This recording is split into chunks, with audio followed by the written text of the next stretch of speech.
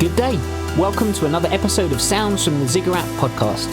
Your look at the Brighton music scene of the noughties and increasingly a lot more. Speaking of which, let's bring back a drinking game from last season. Some of us need distractions right now and some of us need an excuse to start drinking earlier. Every time I say certain words, you have to take a drink, if you want to get involved, of course. You can use shots of liquor or spirits, sip your preferred tinny, or even get on board with a tea or fruit juice. If your kids are bored, perhaps they would like to play too. The words are as follows. 1. Podcast. 2. Episode. 3. Music. 4. Studio. 5. Adam. 6. The. Good luck. So, how is everybody doing? Of course, this being a pre-record, that's more of a rhetorical question. Oh, looks like I spelt rhetorical correctly too, which is the current highlight of my day. We are a little hungover, after meeting up in a virtual pub online, hosted by Inferior and Adam last night. With everything going on right now, it was a lovely way to spend an evening with friends and have a nice chat, or more accurately, it was a great way of getting plastered in front of our friends from the comfort of our homes. A typical Friday night, but with an audience. A bigger audience than this podcast has.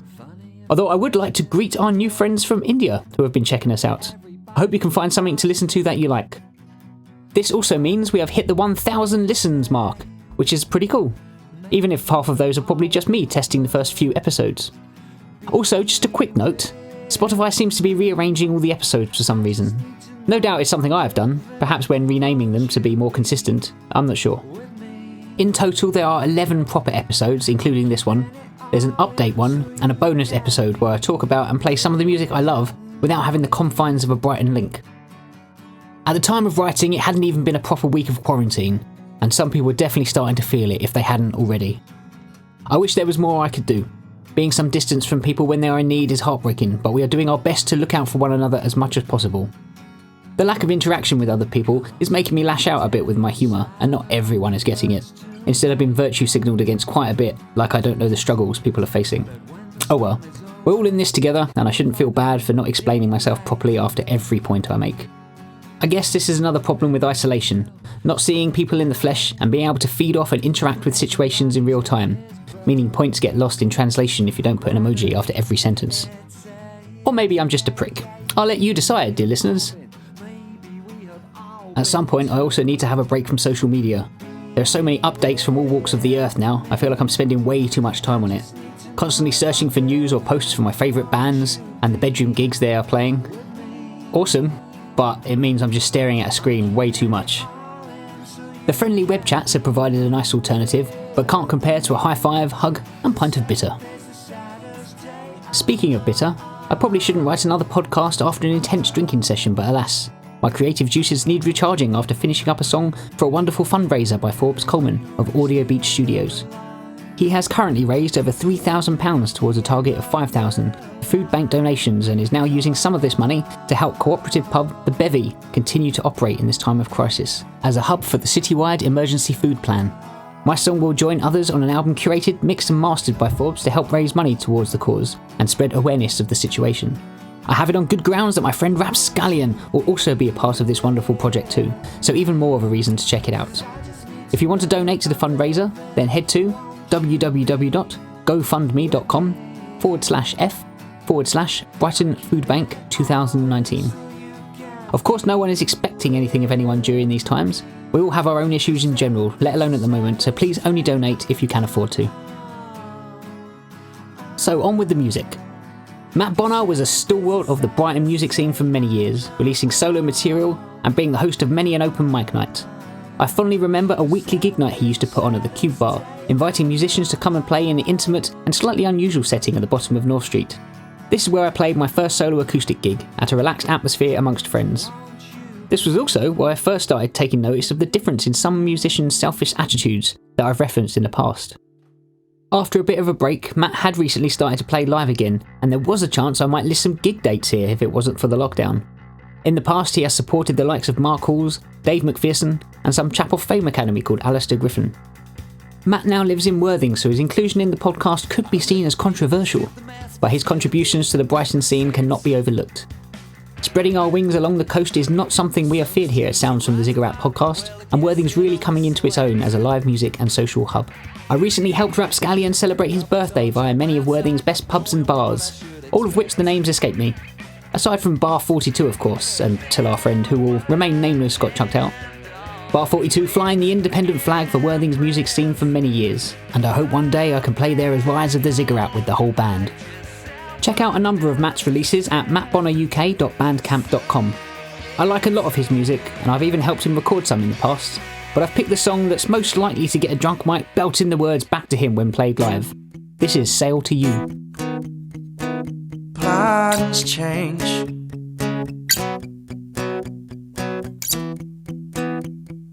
things in life rearrange.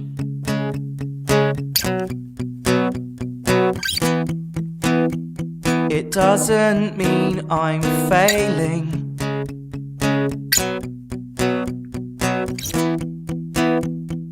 Life isn't all plain sailing.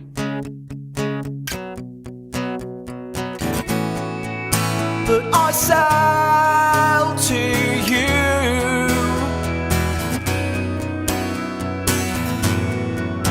and I drifted on through. Whoa,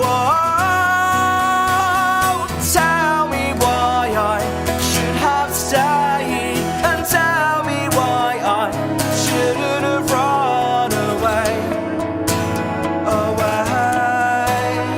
And I tried so hard to not go under. Tell me why I should have stayed, and tell me why I shouldn't have run away. And I tried so hard to not go under. I wasn't supposed to be here.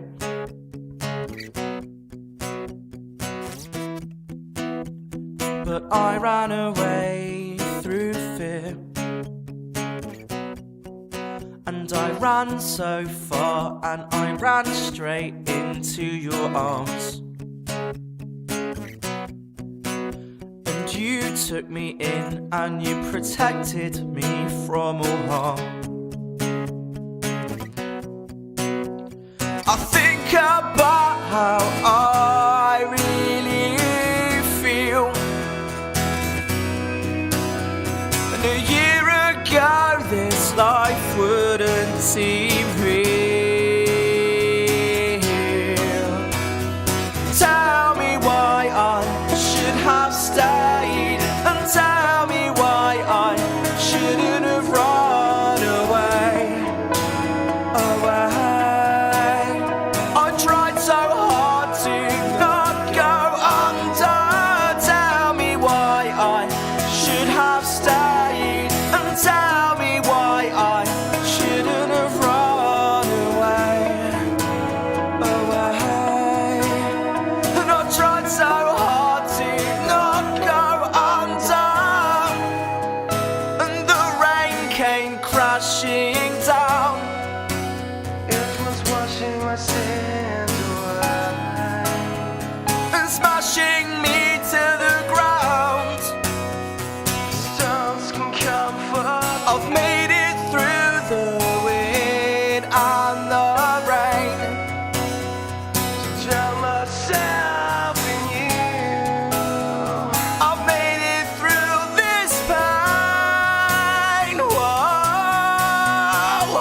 Tell me why I should have stayed, and tell me why I shouldn't have run away. I tried so hard to not go under. Tell me why I should have stayed, and tell me why I shouldn't have run away. And I tried so hard to not go under.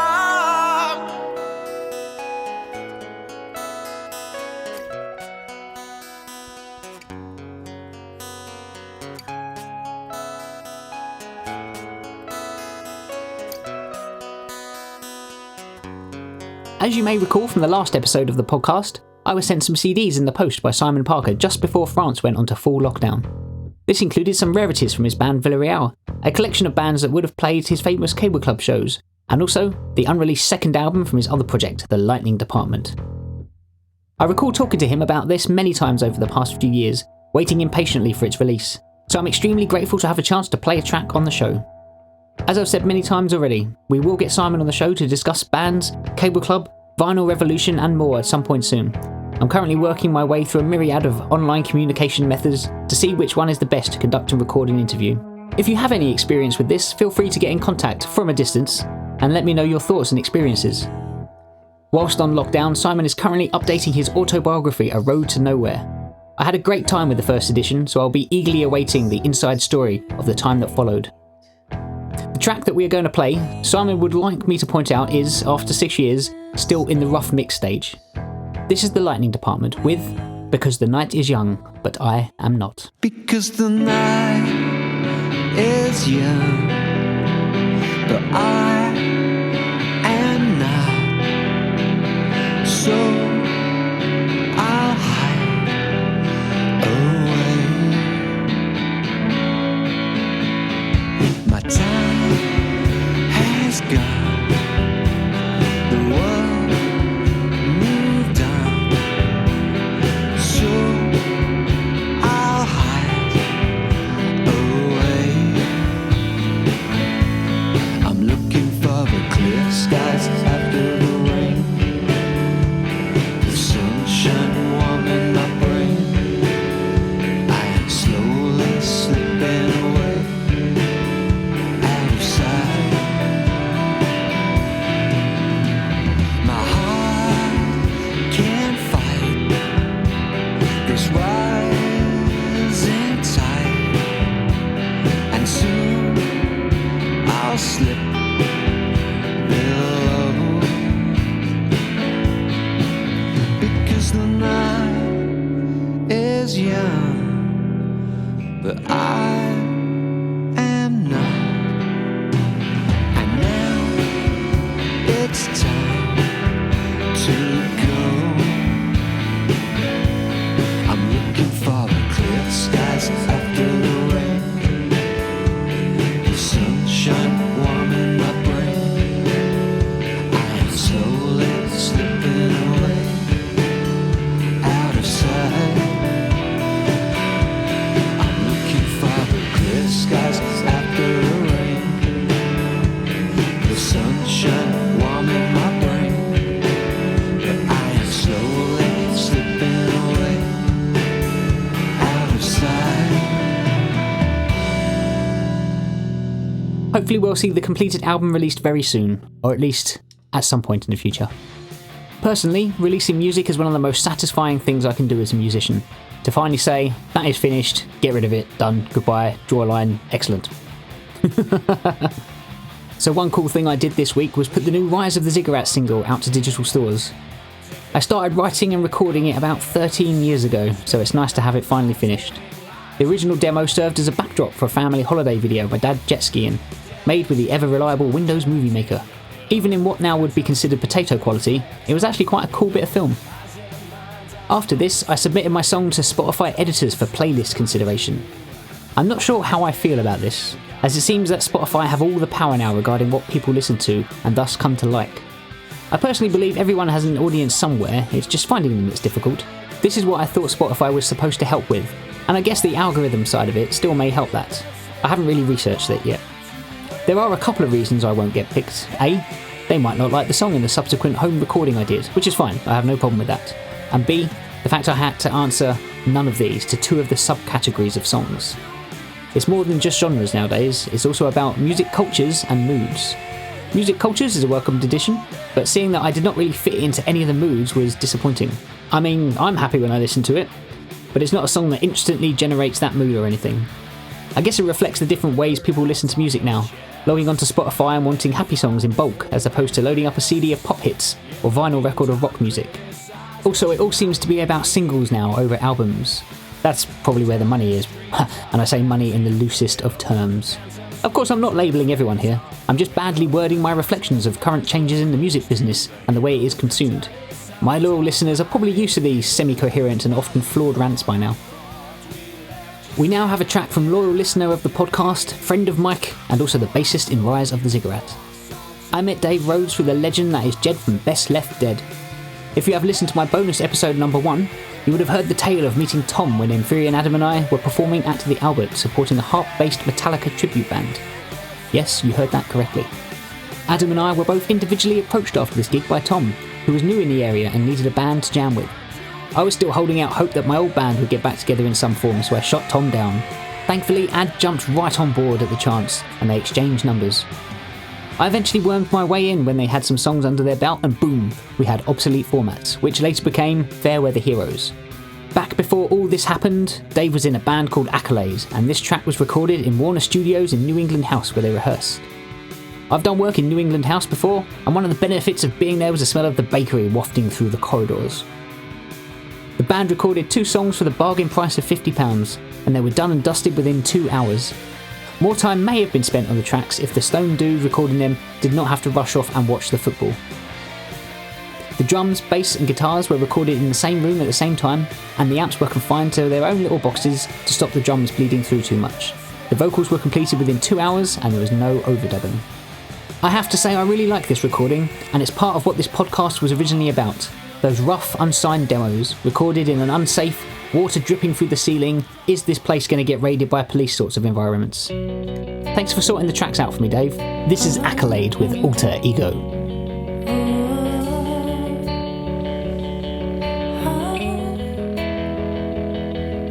Such a relieving feeling.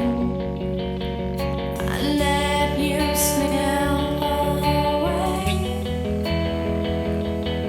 It never even occurred to me you could revisit someday.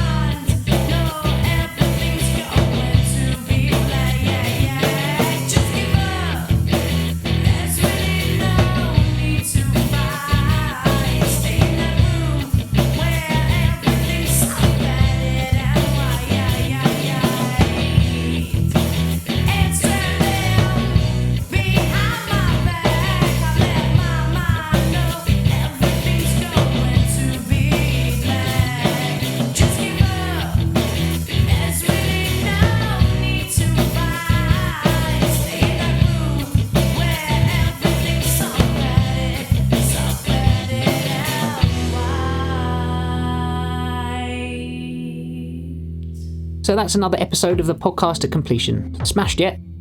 How are you finding this current shorter format? Does it work better than the older episodes, or are you just settling in by the time it ends? I'd like to say I will try and adapt to the consensus, but it comes down more to time and material at the moment. Luckily I do have a lot to get through, but being home due to the virus just makes me want to be productive in shorter spurts and not ache over one thing for weeks. I'm trying to be more of a do it and move on sort of person nowadays. Whilst the world is upside down, let's think about some positives we can aspire to in the future when things, if things, ever return to normal again. What about yourselves, dear listeners? Aside from actually being able to see people in general, I personally can't wait to get Rise of the Ziggurat band back in the same room again. We were really making progress before the lockdown, and although we are currently separate, we are looking at ways to release more singles together and plan for future gigs and tours. First of all though, we just need to survive, be sensible and keep each other safe. It might take some time, but we will get through this. As always, I'm on social media and stuff if you want to talk about the podcast or have a chat in general. I'm not going anywhere. Thanks for listening.